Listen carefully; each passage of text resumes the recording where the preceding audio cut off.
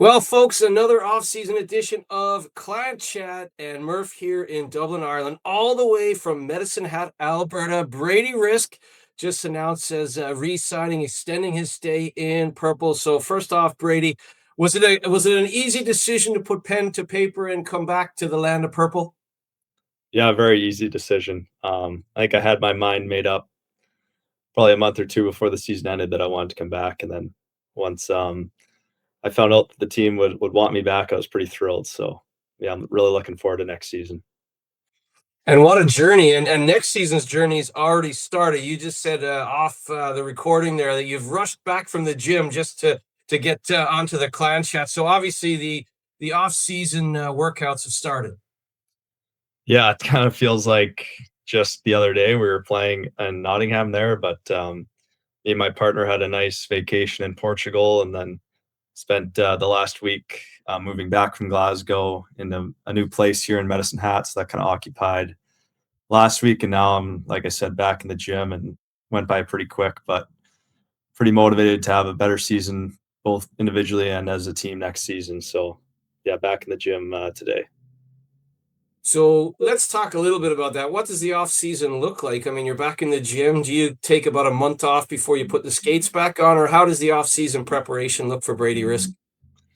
So in college, I think we had a little bit longer of an off season, so I think I could allow myself to take a little bit longer off the ice. But I think this year we got a good, solid group of pros in college and major junior players. And I think we're going to get back on the ice starting next week already. So I felt like with pro, just looking at the schedule, you have 3 months to kind of cram in rest, but also getting ready and you know debriefing the season, what went well, what you like, what didn't you like about your season, and then kind of set some goals for the upcoming season. And then, but also, pro is just such a mental grind. I feel like so, just taking that rest and enjoying being home, seeing friends, seeing family, enjoying the sun. Well, and is one of the guys in your summer skate, your pro skate, your twin brother Charlie? Because we were talking a little bit him about him off camera there as well. Spent some time in the Oberliga last year, a good player in his own right. I mean, do you guys have a pretty good sort of what anything you could do, I can do better relationship? Is it very competitive? Yeah, for sure. And he's a defenseman as well, so there's definitely some good one-on-one battles. I'm sure if you asked our parents growing up, anytime we would be on the ice together, it'd turn into a fight.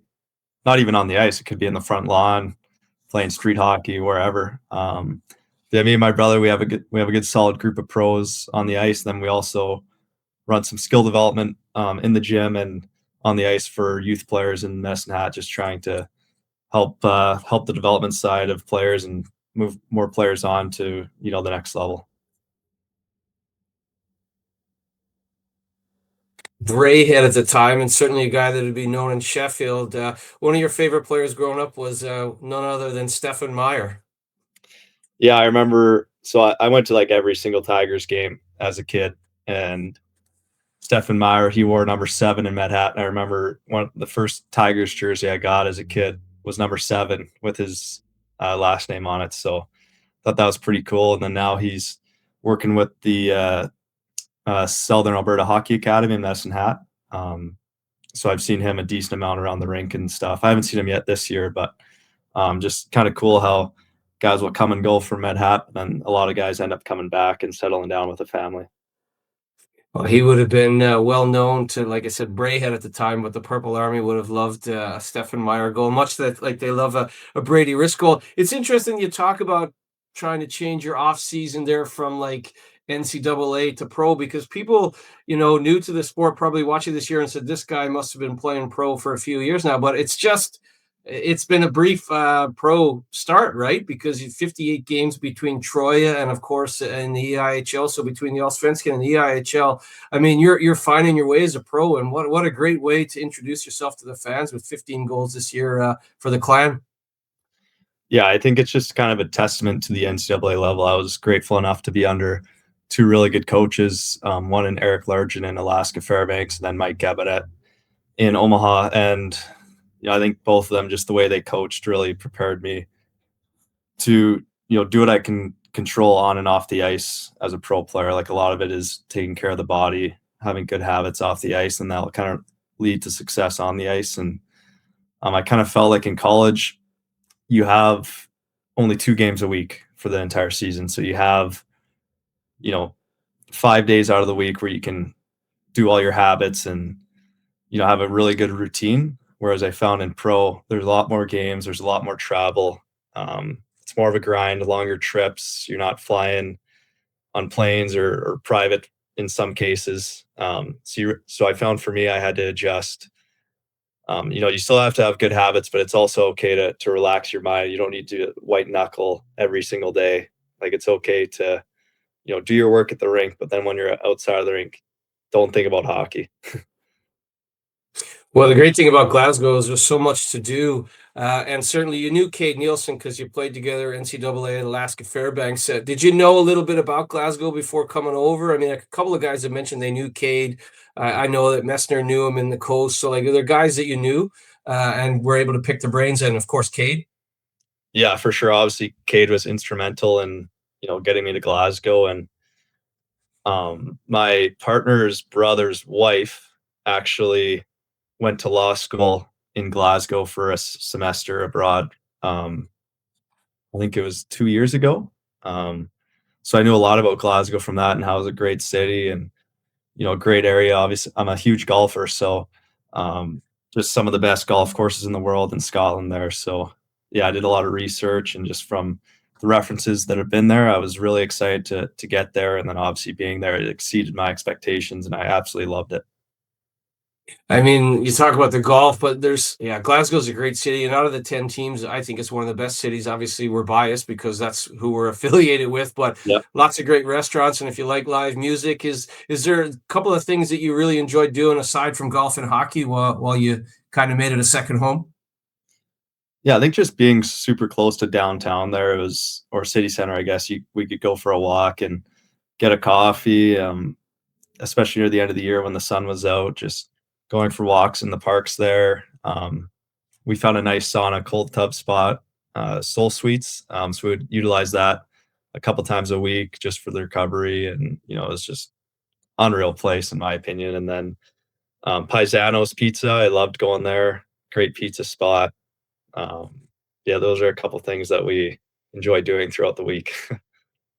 And I mentioned like just 58 games pro, but what a 58 games it's been. 16 goals, 8 assists, so 24 points in your 58 games from Troy to the Clan. But in your time in NCAA hockey, I remember when you signed thinking, wow, 2 times he was nominated for the Hobey Baker Award. 2023 or 23-24 season and the 21-22 season, you were named as a nominee for the top NCAA player for the finalists of that award. I mean, that must have been a lovely little pat on the back for a couple of great seasons at NCAA level. Yeah, for sure. I mean, like I said, I'm a huge advocate for the NCAA route. Growing up, you had to choose between major, junior, or college. Now the players kind of have the luxury to do both. But like I said, I'm a huge advocate for the NCAA level. Just it's so imperative for time management. Like I said, 2 games a week, but that's 5 days of practicing. You're in the gym, you can put on strength. You see a lot of guys, even in the National Hockey League, like that Macklin Celebrini, guys like that who went the college route. And it just, in my opinion, I think it prepares you so much for pro hockey.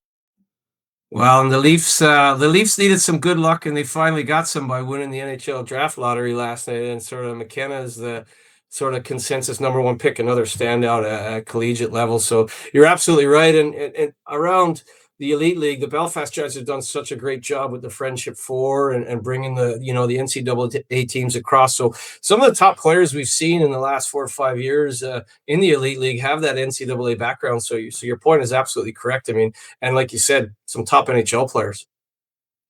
Yeah, for sure. And I think you mentioned Belfast hosting the Friendship Four. I think the Omaha, the last team I played on there, I think they're going to be making it there either next season or the season after. So I think that's pretty exciting.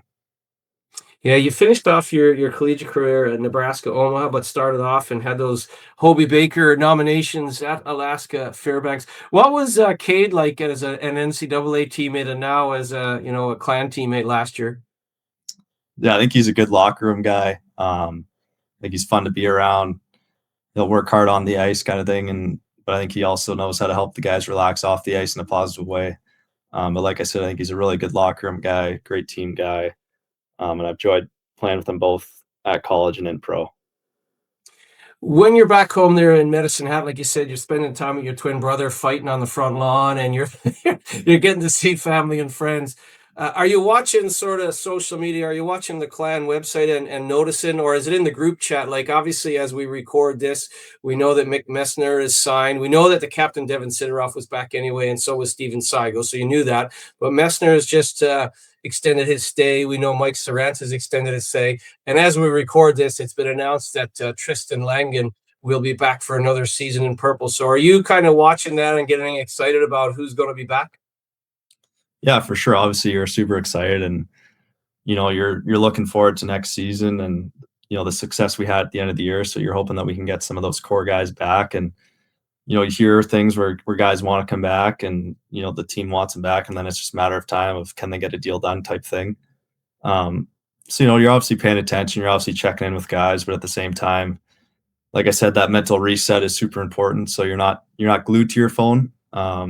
You're trying to take it day by day and just enjoy being home and know that the right management's in place and they're going to try and ice together the best team possible. So I think in the same breath, it's my job to not worry about all that and just have a great summer where do my part and show up in the best shape that I can be in and have a great season. Certainly, you came over December 8th from the Allsvenskan in Sweden. A little bit of an adjustment, different type of hockey, certainly, but you certainly found your feet down the stretch as we kind of knew we were hurtling towards a date with the Belfast Giants, the league champions. Was that kind of in the back of your mind? Like, let's get to that Final Four. Some of your other teammates I've talked to said like that was kind of the mantra, whatever it takes to get to the Final Four. And so, what was your mindset as a guy new to the league, new to pro hockey down the stretch?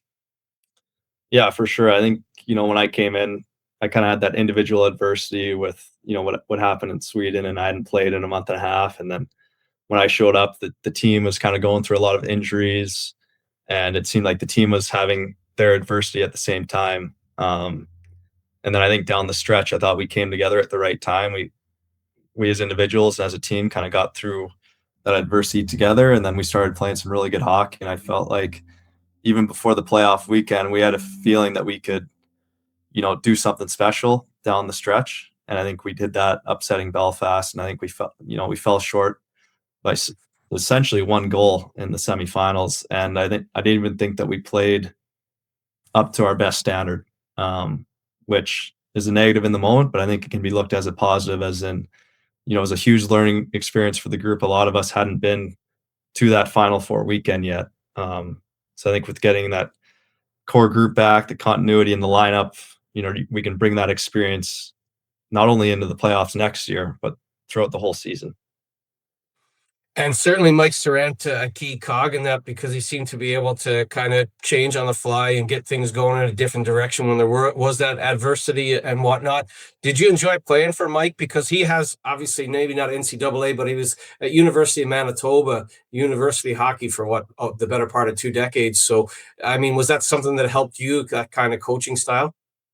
Yeah, for sure. And he's from Western Canada, so I just think that he appreciates the type of player that I am, and kind of let me play, aggressive, fast, sort of the style of play that North American style of play that I was used to for the last however many years. Whereas when I was in Sweden, it was a completely different game, and I think I just was able to go back to playing who I am under Mike in a way, if that makes sense. No, absolutely. And I think the purple air, I certainly enjoyed watching you because you hit like a freight train and then you've got that quick release. Do you have a favorite moment or a favorite goal or even a favorite shift when it kind of came together and you said, okay, the Allsvenskan and that is gone. NCAA is in the rear view mirror. The success there I'm trying to build on here in Glasgow. Was there a moment where it clicked, whether it be at home or on the road or maybe just a shift? I think there was, a stretch of games where I just decided to start shooting the puck more. Um, I think it's a simple thing. Like my parents were telling me it, people close to me were telling me just shoot the puck more. But in my mind, I was thinking it's on Olympic sheet. I can't be shooting it as much like you do in North America. Like if I shoot it from far out, it'll be like playing catch with a guy on the front lawn where the goalie will just catch it.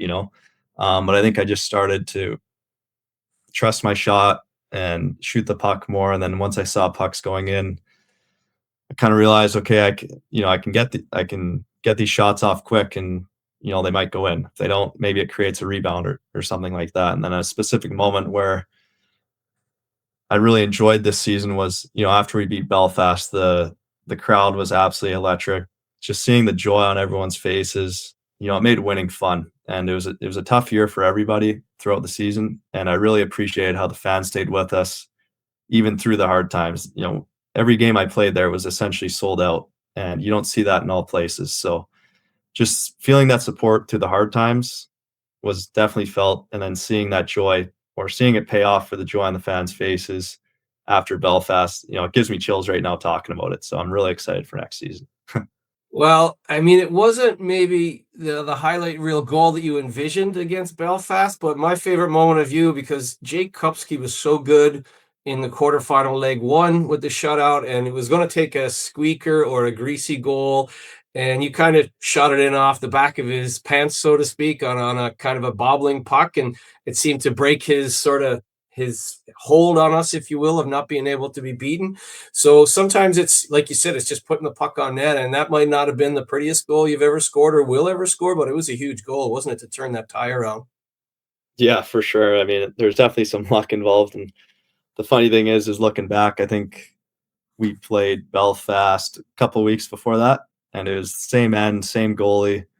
Just tried to put a puck on net and hit it D-man stick, and it goes up and over his head, and then so that was just a fluky one. And then that one I was trying to pass to Schwartzy back door, and then their D-man did a good job deflecting it, and then it kind of went right back to my stick. So I just kind of whacked it to try and get it off his back and in, and obviously got lucky there. But in the playoffs, like Mike kind of emphasized throughout the playoffs, is they're not going to be pretty; they're going to be ugly. So I'm thankful it went in, and yeah, hopefully can do the same thing next year.